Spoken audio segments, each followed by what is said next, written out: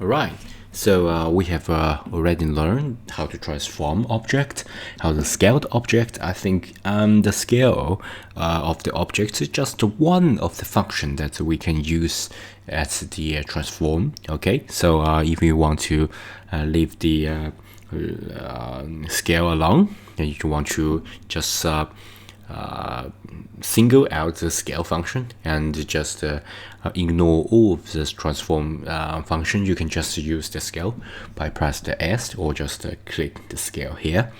And I think it's pretty much all that what we can do at this transform.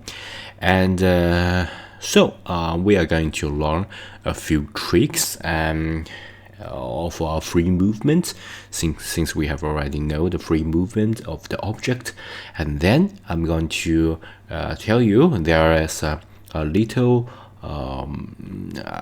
tip that you should do. If you don't, it will make things complicated. It's not necessarily that you have to do that every time, but my recommendation is that you should do, because you don't want to get things too complicated. And if you don't do, there's some part of the model may lose control, and things will go very messy. Okay, so here first we look at a few tips. So we have already learned how to move things around.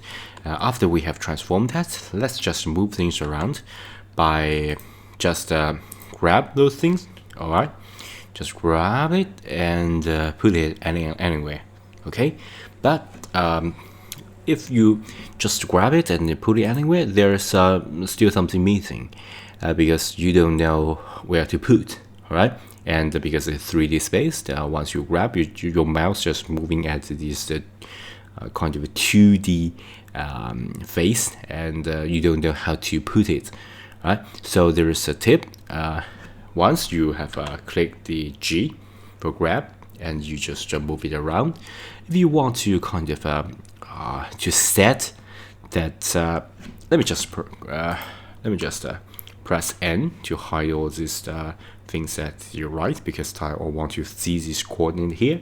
And once I press G for grab, and if you want to just let this object to move at one direction, say you want to move at this line. This line is the green line, which means that is the y-axis. All right, so you press G, and then you press Y. All right, so you can't move at any direction. You just move at the y-axis. All right, so you can click it, and it will stick here. And once you can press the G, and if you want to just move at the X direction, you can just press X, and then this you can move your mouse anywhere, but this Q will just move at the X-axis, right? And if you want to go to Z, it's also okay. You just press Z, and we're just moving up and down. You just pinpoint this point and click, and everything will be fine. So I think this is a good tip for you guys. If you don't know how to grab and to move at exactly one axis, you can just use this tip. All right.